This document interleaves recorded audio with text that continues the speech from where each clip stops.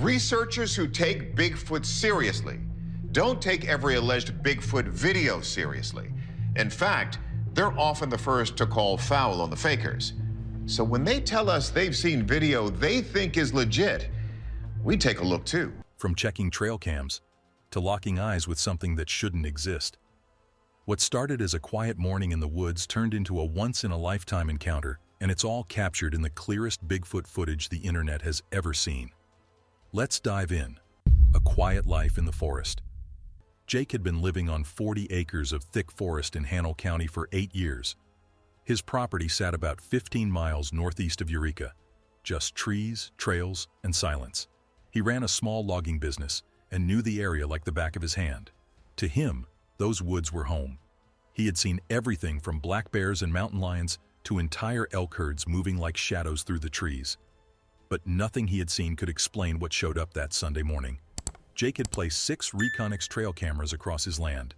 They weren't cheap, but they helped him track wildlife and keep tabs on remote spots. On that day, like many others, he made coffee, checked the weather, then loaded his ATV with fresh SD cards. It was a typical May morning with some light drizzle in the air. One of his cameras was placed 2 miles deep into the forest, where there were no roads or cell signal. Just untouched land and dense old-growth trees. Do you see that? I'm afraid.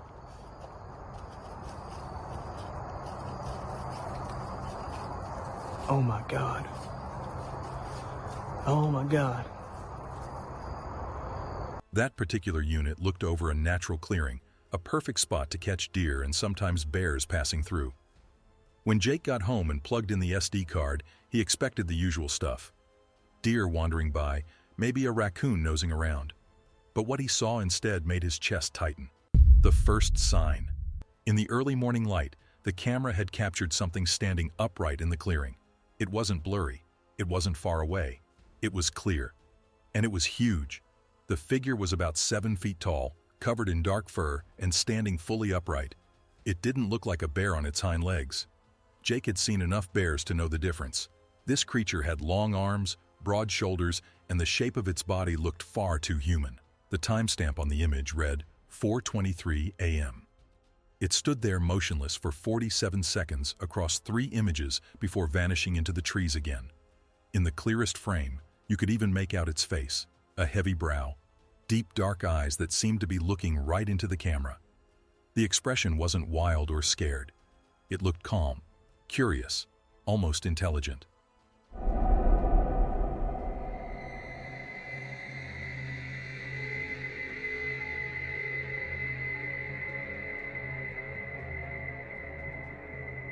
Jake sat there staring at the screen for nearly 2 hours. His brain was spinning with questions. Maybe it was someone in a costume. Maybe a weird shadow played a trick. Maybe the image had glitched. But the more he looked, the more it sank in. He had used trail cams for over a decade. He knew how to spot bad angles or digital issues. This was different. This was real. That night, Jake couldn't sleep. Every sound in his house made him jump. The creaks in the floor, the wind against the roof. It all felt like something was out there, watching. By midnight, he made up his mind. He was going back to that exact spot, this time with a full video setup. He wanted answers, and he wanted to get them on camera. The next day, he got ready, charged his batteries, packed his gear, told his neighbor Pete that he'd be doing some night photography. He didn't mention the creature.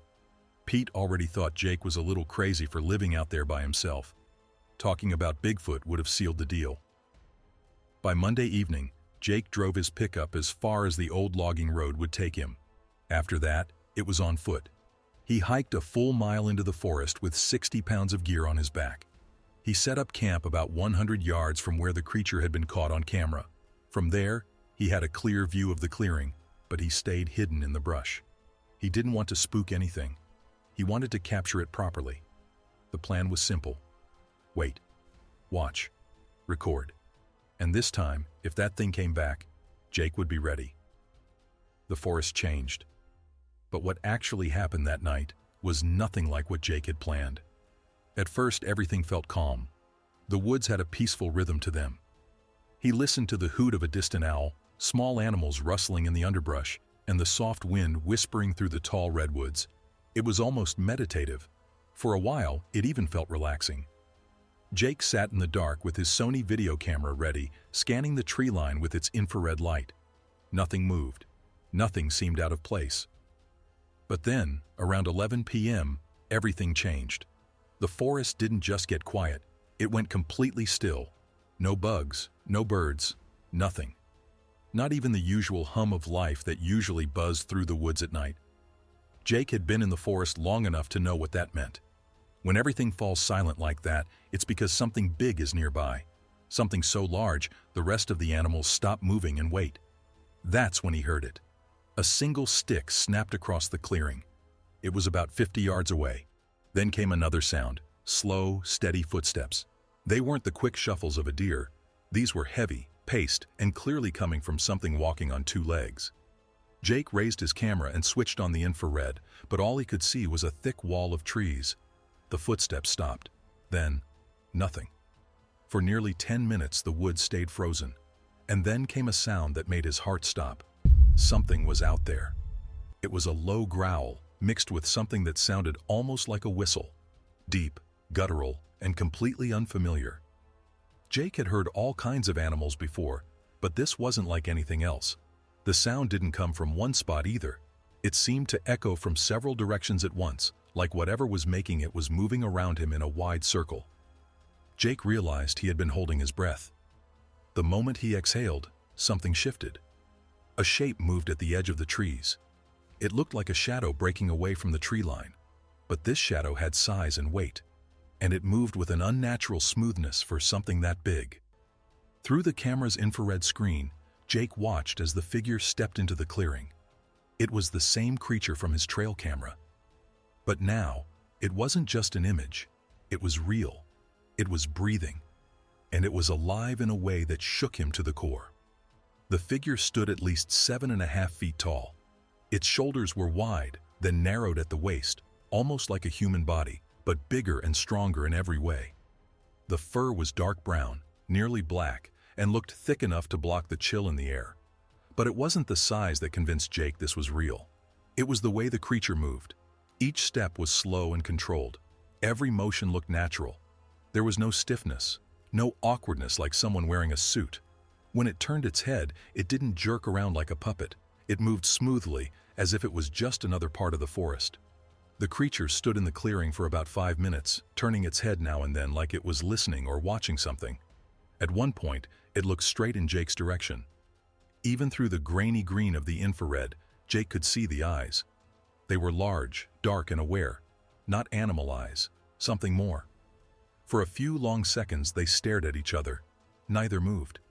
It was like the forest itself had paused to let them look. Jake couldn't tell if he was the hunter or the hunted. That moment felt like a silent standoff. He felt exposed, vulnerable, and frozen in place. Then came the moment he still can't forget. The creature didn't drift away or lose interest. It started walking directly toward him. Step by step, it came closer, moving with a steady pace like it already knew where he was hiding. A closer look than he ever wanted. As the creature walked toward Jake's hiding spot, his hands started shaking so badly he could barely keep the camera steady. Every instinct screamed at him to run, but he couldn't move. He was frozen in place, caught between fear and awe at what he was seeing. At just 30 yards away, he could finally make out its features. Its face was unlike anything he had seen. It looked like a mix between a gorilla and a human. The brow ridge was heavy like an ape's, but the nose and lips were more defined, more human. Its arms were long, longer than a person's, but not in an exaggerated way. It felt familiar, yet completely foreign at the same time. Like it sat in a strange middle space between something we know and something we're not supposed to. The creature came closer. At 20 yards, it stopped and tilted its head, studying him. It didn't look scared or angry. It looked curious. That was the moment Jake realized something terrifying. This thing wasn't afraid of him. It wasn't avoiding him. It was examining him. It was like being a specimen under a microscope. Jake tried to stay perfectly still, but his breathing was so loud in the quiet forest, it felt like he was shouting. Then it stepped forward again, and again. Now it was just 15 yards away. He could smell it. It wasn't just sweat or fur, it was a heavy, musky scent like a wet dog mixed with something wild and earthy. Something primal. The kind of smell that made every alarm in his brain go off at once. Then, right when things hit their peak, his camera battery died. The screen went black. The infrared light shut off. He was left sitting in complete darkness. Panicked, he fumbled for a backup battery. His hands were shaking so badly, he dropped it twice before finally getting it into place. The camera came back on, but the creature was gone. Not walking away, not moving into the trees, just gone. Like it had vanished into the forest without making a sound. The world had gone back to normal, almost like the encounter had never happened. But he had the footage. Almost 6 full minutes of video showing what might be the clearest footage of a Sasquatch ever recorded. When Jake finally gathered the courage to pack up and leave, he started hiking back to his truck. That's when he saw something that made him stop cold. There were fresh footprints in the mud around his vehicle. Massive, human-like prints with a stride that looked about 4 feet apart. The same creature that had stood just yards away from him had followed him back to the road. He drove home slowly that night, barely doing 20 miles per hour.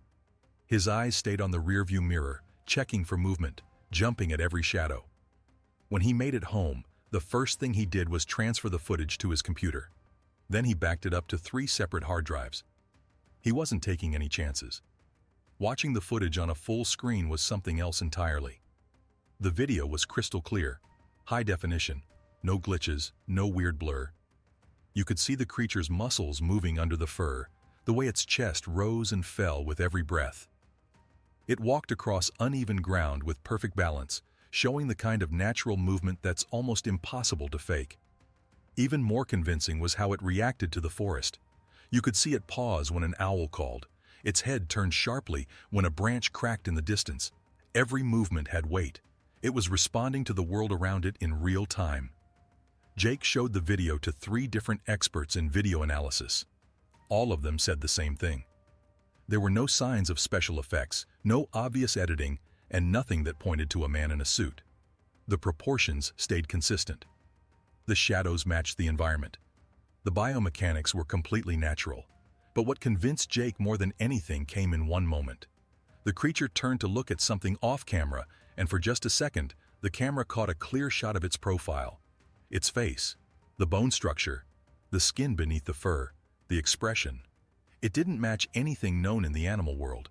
It looked more human than ape, but not human either. It was something else.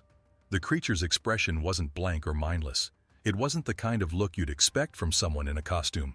3 days later, Jake returned to the forest to check his trail cameras. What he found made his stomach drop. All 6 of them were gone. Not just damaged, not knocked over by wind or scratched up by a bear. These cameras had been torn down and taken apart, piece by piece. The parts were scattered across the forest floor like someone or something had gone through them on purpose. Even stranger, the memory cards were missing, every single one. All those months of footage, hundreds of hours of wildlife activity, gone. But that wasn't even the worst part. Carved into the bark of a nearby redwood, right where his main camera used to be, was a strange symbol. 3 vertical lines crossed by 2 horizontal marks.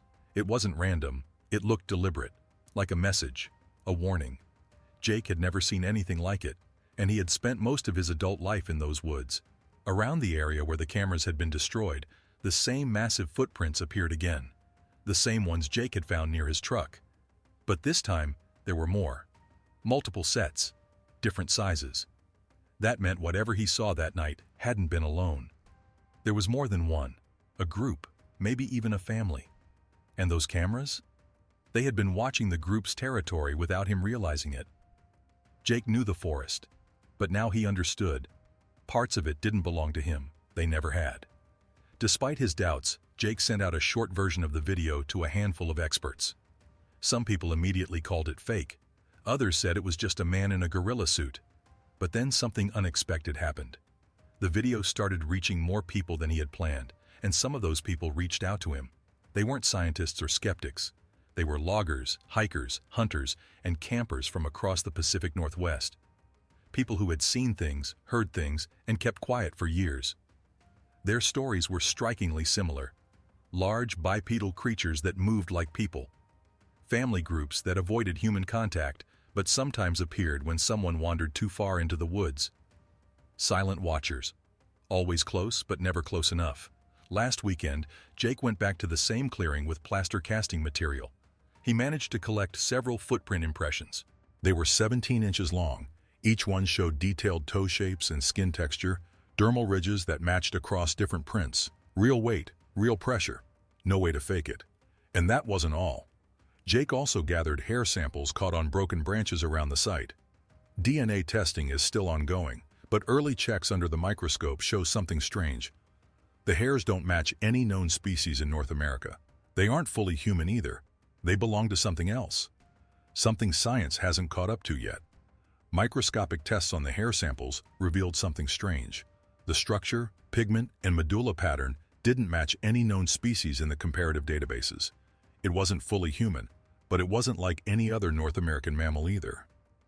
What really caught Jake's attention wasn't just the physical evidence. It was the behavior. He started documenting activity in the area using motion sensor cameras, this time set farther away and more carefully placed. And what those cameras picked up wasn't random. A different kind of haunting. It's been 6 weeks since that night in the forest. Jake's life hasn't been the same. Some nights, he lies awake thinking about the moment the creature stared into his camera. The expression in its eyes stays with him. Not because it scared him, but because it didn't. It looked aware, curious, human in ways he couldn't explain. These beings weren't the monsters from scary campfire stories. They were something else entirely. Something that made him question what it really means to be human. Jake no longer hikes deep into the forest alone, not because he's afraid of what's out there, but because he respects it. He now sees himself as the guest. The trail camera destruction wasn't just destruction, it was communication, a boundary line. And Jake heard it loud and clear. His land feels different now. Jake's encounter is just one piece of a much bigger puzzle. Reports have come in from across the Pacific Northwest for decades, from the Olympic Peninsula to the Cascades, all the way down to the coastal forests of Northern California. Most of those reports are brushed off as hoaxes or misidentifications. But if you step back and look at the data without bias, patterns begin to emerge. The sightings always happen near deep, untouched forest. The descriptions are consistent: large, upright creatures with human-like behavior, usually moving in small family groups. They avoid humans, but they watch, they learn, they adapt. Jake's experience checks every box. Could a small population of intelligent primates have crossed the Bering Land Bridge thousands of years ago and survived in the thick wilderness of North America? The idea doesn't seem so far-fetched anymore. Millions of acres of forest remain untouched. Enough space for something smart enough to stay hidden. Jake doesn't claim to have all the answers, but he does have the footage, the tracks and the samples, and most importantly, the experience.